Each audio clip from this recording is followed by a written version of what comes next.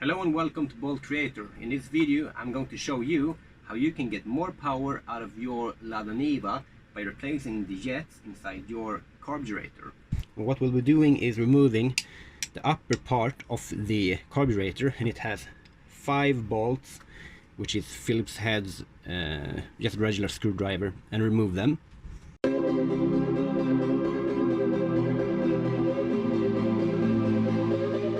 Also have to remove this part of the mechanism here.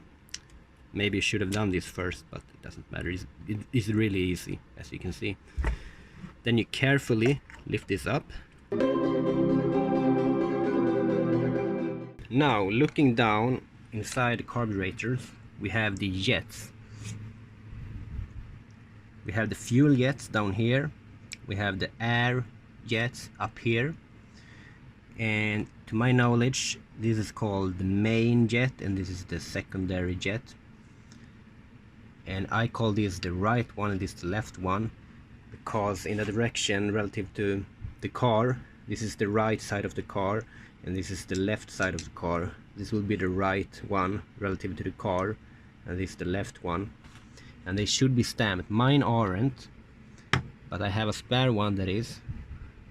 I don't know if you can see it, but it has a stamp on it, and in the original carburetor this primary one should be stamped with number 112 and the left one with the 150, and it's the right one, this one, that we're going to replace, because that will allow more fuel to entering the engine. I read about this on a Swedish Lada Niva forum, and they stated that you should replace the primary jet with one that has a size up to 130, or you could try 120 if you want. So either you buy these with the right size, which can be quite hard to find, or you'll do as me, you will drill up the old one to the right size. Now, if you're concerned about fuel consumption, there will be a larger fuel consumption with larger jets, so you might choose the 120 if you're concerned about that. For me, I want the maximum powers. I will try 130 at first and see if it works well. And about the size, the number, what does it mean?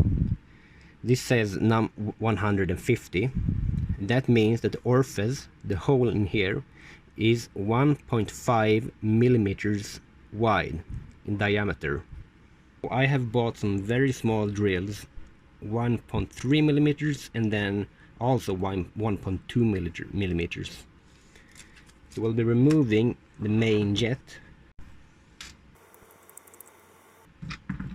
When removing these, I could see that it has 112 stamped on the side of the jet. And if you are planning to drill it out like me, I suggest you do it on a spare jet. Now I've clamped the jet into this vise and I've put the drill on my machine. Now if you have a Dremel, this is probably the time to use it. And just spin it before,